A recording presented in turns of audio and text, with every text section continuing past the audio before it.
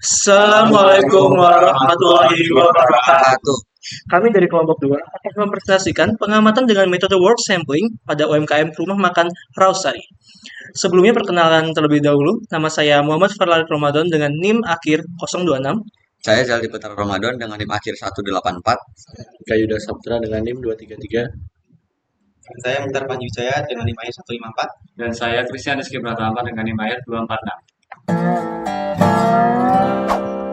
Oke, jadi di sini ada beberapa dokumentasi dari UMKM yang kami ambil datanya. Jadi di sini ada objek penelitian kami, mas-mas yang ada di sebelah kiri, dan ada dokumentasi tempat untuk foto yang sebelah kanan.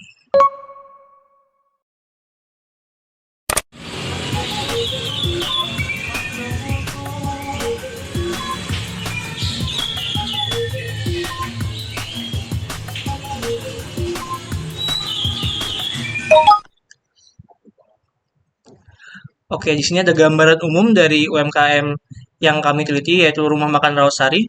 Rumah Makan Rawasari ini adalah UMKM di bidang F&B, Food and Beverage, yang beroperasi selama 12 jam. Tepatnya pada jam 9 sampai jam 9 pagi sampai jam 9 malam. Durasi kerja yang panjang serta tingginya intensitas pada siang hari, tepatnya pada jam makan siang, memicu masalah berupa kesalahan operator, inefisiensi gerakan, dan pembagian beban kerja yang tidak merata. Kondisi ini berdampak langsung pada lamanya waktu tunggu pelanggan, serta munculnya antrian yang menumpuk. Oleh karena itu, diperlukan pengukuran dan perancangan sistem kerja untuk menetapkan satu baku serta memperbaiki metode pelayanan agar operasional menjadi efektif, efisien, dan seimbang. Oke, untuk selanjutnya yaitu pengumpulan data dengan sistem work sampling. Pada slide ini, saya akan menjelaskan hasil pengumpulan data menggunakan metode work sampling. Work sampling sendiri adalah metode pengamatan langsung di mana kita mengamati aktivitas pekerja secara acak dalam interval waktu tertentu untuk mengetahui seberapa besar proporsi waktu yang digunakan untuk kegiatan produktif dan maupun kegiatan non-produktif. Pengamatan dilakukan selama 5 hari dengan total 250 kali pengamatan. Untuk setiap harinya dilakukan 50 kali pengamatan. Dari hasil pengamatan, diperoleh data sebagai berikut, yaitu kegiatan produktif tercatat sebanyak 207 kali dari 250 pengamatan, lalu kegiatan non-produktif tercatat sebanyak 43 kali. Jika kita lihat persentase produktif per hari, hasilnya cukup konsisten, berkisar antara 78% hingga 86%, dan secara keseluruhan, rata-rata persentase produktif kerja adalah 82,8%, yang artinya dari total jam kerja yang ada, sekitar 82,8% digunakan untuk kegiatan produktif dan sisanya sekitar 17,2% merupakan kegiatan non-produktif. Angka ini akan kita analisis lebih lanjut pada bagian pengolahan data. Selanjutnya ada pengumpulan data dengan menampilkan klasifikasi kegiatan. Sebelum melakukan pengamatan work sampling tadi, terlebih dahulu kami mengklasifikasikan seluruh kegiatan pekerja ke dalam dua kategori, yaitu kegiatan produktif dan non-produktif. Klasifikasi ini penting agar pada saat pengamatan berlangsung, observer sudah memiliki patokan yang jelas, kegiatan mana saja yang dihitung produktif dan mana saja yang dihitung tidak produktif. Contoh untuk kegiatan produktif, seperti mengantarkan pesanan ke meja pelanggan, membersihkan meja pelanggan, menyiapkan makanan, menyiapkan minuman, mengecek atau memeriksa pesanan, membersihkan area dapur, mencuci piring dan gelas, mengupas dan menyiapkan bumbu, membuang sisa makanan dan mengembalikannya, terus mengembalikan nasi ke magicom, mengganti galon air, mengambil bahan baku dari kulkas, mencuci peralatan masak, persiapan penutupan warung, serta yang terakhir yaitu menyiapkan bahan untuk pesanan. Sedangkan kegiatan non-produktif meliputi hal-hal seperti memindahkan sangkar burung, merokok, bermain HP, mengupas bumbu sambil merokok, istirahat atau waktu senggang, memindahkan motor, memberi makan burung ke kamar mandi, serta yang terakhir yaitu istirahat makan. Klasifikasi inilah yang menjadi dasar observer dalam mencatat setiap pengamatan yang kemudian menghasilkan data yang kita lihat di slide sebelumnya. Baik, selanjutnya akan masuk ke tahap pengujian data. Di tahap pengujian data ini terdapat dua pengujian. Yang pertama adalah uji kecukupan data, yang dimana jika uji kecukupan data ini sudah cukup, maka akan dilanjut dengan uji keseragaman data. Dan jika uji kecukupan data belum cukup, maka harus dilakukan pengamatan tambahan. Jadi untuk uji kecukupan data pada UMKM atau yang kita bahas kali ini menggunakan tingkat kepercayaan atau tingkat kepercayaan 90% dengan K-nya berarti nilainya adalah 2. Kemudian tingkat ketelitiannya sebesar 5% yang kemudian S-nya berarti adalah 0,05. Nah, setelah itu menghitung N-bar. N-bar ini dihitung dengan cara jumlah pengamatan sebanyak 250 dibagi dengan banyak hari pengamatan, yaitu sebesar 5, sehingga didapatkan N-barnya adalah 50. Yang dimana artinya juga pada satu hari pengamatan dilakukan pengamatan sejumlah 50. Kemudian lanjut menghitung P-bar. P-bar ini sendiri adalah rumusnya adalah yaitu presentasi produktif per hari dibagi dengan jumlah harinya. Yang dimana setelah pengamatan dan juga setelah pengolahan perhitungan, didapat hari pertama presentasi produktifnya adalah sebesar 78%, hari kedua sebesar 86%, kemudian hari ketiga sebesar 84%, hari keempat sebesar 82%, hari kelima 84%. Yang dimana totalnya adalah sebesar 4,14, lalu kemudian dibagi 5 yang kemudian dihasilkan nilai sebesar 0,828 atau 82,8%. Ini merupakan prestasi produktif dari keseluruhan pengamatan data. Selanjutnya adalah menghitung N-bar. N-bar ini sendiri rumus adalah K kuadrat dikali dengan 1 dikurang P-bar dibagi S kuadrat dikali P-bar. Dimana K-nya tadi nilainya adalah 2, P-bar nilainya 0,828, kemudian S sendiri nilainya adalah 0,05. Dan setelah dilakukan perhitungan, didapatkan hasil nilai sebesar 227,86560. Di mana hasil ini lebih kecil dari N, ataupun N-nya sebesar 250 lebih besar dibandingkan N aksennya. Yang artinya adalah data dianggap cukup, sehingga bisa lanjut ke pengolahan data selanjutnya. Seperti itu. Kemudian masuk ke uji keseragaman data. Uji keseragaman data ini terdapat 3 nilai, yaitu yang pertama adalah BKA atau batas kontrol atas, kemudian BKB batas kontrol bawah, dan yang digunakan adalah presentasi produktif hariannya. Nah, BKA sendiri dihitung dengan rumus P-bar di plus minus BKA atau BKB dihitung dengan rumus P-bar plus minus 3 akar P-bar dikali 1 dikurang P-bar per N-bar.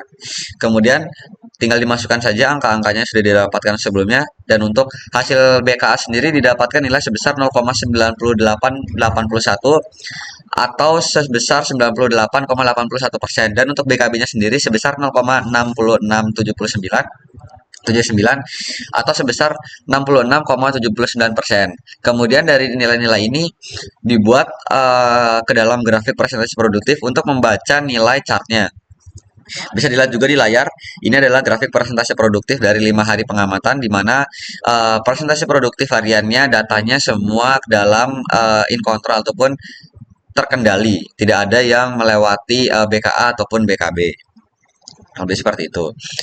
Baik, selanjutnya masuk ke tahap pengolahan data. Tahap pengolahan data ini ada beberapa perhitungan. Yang pertama ada presentasi of working time atau PW. PW ini sendiri rumusnya adalah total kegiatan produktif dibagi total data pengamatan dikali 100%.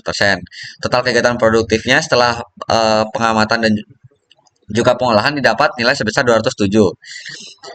Dan total data pengamatan tadi sebesar 250, kemudian dikali 100%, maka didapatkan nilai 82,8%. Kemudian selanjutnya menghitung minute time of working atau MW. MW ini dihitung berdasarkan 5 hari pengamatan dengan 1 hari pengamatan selama 12 jam pengamatan, dengan rumus PW dikali total menit pengamatan. Untuk total menit pengamatan sendiri sebesar 3.600 menit, dan juga 3.600 menit ini dikalikan PW atau presentasi of working time tadi 82,8%, kemudian didapatkan nilai sebesar 2,980. Baik, selanjutnya adalah perhitungan waktu siklus, di mana untuk waktu siklus sendiri dihitung menggunakan MW dibagi dengan N. MW sendiri merupakan yang dapat kita lihat pada slide sebelumnya yang sudah dijelaskan oleh rekan saya, yaitu 2,980,8. Nah, Lalu untuk N sendiri, seperti yang sudah dijelaskan juga, yaitu 500 data, sehingga didapatkan untuk waktu siklus adalah 5,9616 menit. Selanjutnya, yaitu perhitungan waktu normal, di mana waktu normal sendiri, kita membutuhkan sebuah rating performance, dan rating performance ini kita lihat berdasarkan bagaimana performa kerja dari pekerja yang kami amati, di mana untuk faktor yang diamati sendiri, yaitu skill, effort, condition, dan juga konsistensi dengan indikator dan juga kelas dan nilai yang tertera pada PPT. Dengan totalnya rating performance adalah 1,19. Sehingga dengan sudah ditentukannya rating performance ini, kita dapat menentukan waktu normal dengan rumus WS dikali dengan rating performance. Sebelumnya untuk WS sendiri yaitu waktu siklus sebanyak 5,9616 dikalikan dengan rating performance sebesar 1,19, sehingga kita dapatkan untuk waktu normal sendiri yaitu 7,094304 menit. Selanjutnya adalah pengolahan data terkait waktu baku. Kalau tadi kita udah menghitung terkait waktu siklus dan waktu normal, sekarang adalah waktu baku, di mana untuk rumusnya sendiri yaitu adalah waktu normal dikali dengan 100 dibagi dengan 100 dikurangi dengan allowance, di mana allowance sendiri dapat dilihat pada tabel yang ada pada PowerPoint, yaitu total dari allowance sendiri adalah 37,5%. Sehingga untuk rumusnya atau perhitungannya dapat dilihat pada PPT, di mana perhitungannya itu adalah 7,094304 dikalikan dengan 100 dibagi dengan 100 dikurangi 37,5%, yaitu 62,5%. Sehingga didapatkan untuk waktu baku adalah 11,350884 menit. Selanjutnya pembahasan yang pertama ada rekomendasi perbaikan. Jadi pada kelompok kami menggunakan pendekatan 5W1H. Jadi terdapat 3 rekomendasi perbaikan. Yang pertama pada faktor lingkungan. Jadi apa masalahnya di faktor lingkungan pertama, yaitu karena temperatur tempat kerja yang sangat panas, yaitu di sekitar 30 derajat. Mengapa? Karena kedai tersebut berada di pinggir jalan terbuka dan minim fasilitas pendingin udara. Dan masalah itu terjadi kapan? Yaitu selama jam operasional, terutama pada di siang hari, pada area penggorengan dan pelayanan. Jadi sebagai owner, solusinya apa? Yaitu dengan menambahkan industrial wall fan. Yang kedua, masih pada faktor lingkungan, yaitu tingkat kebisingan lalu lintas yang tinggi.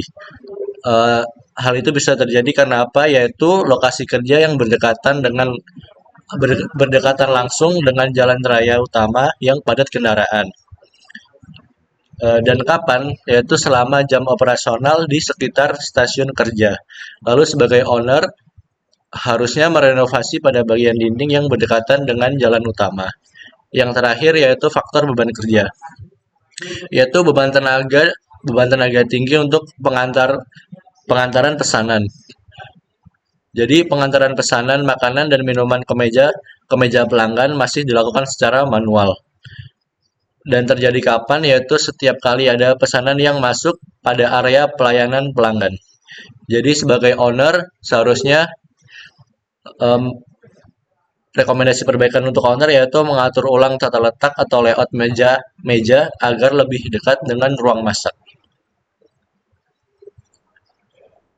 Yang terakhir yaitu kesimpulan. Jadi berdasarkan hasil pengukuran kerja kelompok kami, aktivitas produktif menyentuh angka sekitar 82,80% dengan data sebanyak 250 dan waktu baku sebesar 11,35 menit per unit. Lalu permasalahan yang ditemukan yaitu terdapat masalah lingkungan berupa suhu udara yang panas, dan solusi perbaikannya yaitu dengan memasang industrial wall fan. Permasalahan yang kedua yaitu kebisingan dari jalan utama, dengan rekomendasi perbaikan yaitu merenovasi dinding dengan material kedap suara. Permasalahan yang ketiga yaitu operasional berupa beban kerja dan proses pengantaran pesanan secara manual, yang bisa direkomendasikan perbaikan yaitu mengatur ulang tata letak meja. Terima kasih, sekian dari kelompok kami. Jika ada kurangnya, mohon maaf. Wassalamualaikum warahmatullahi wabarakatuh.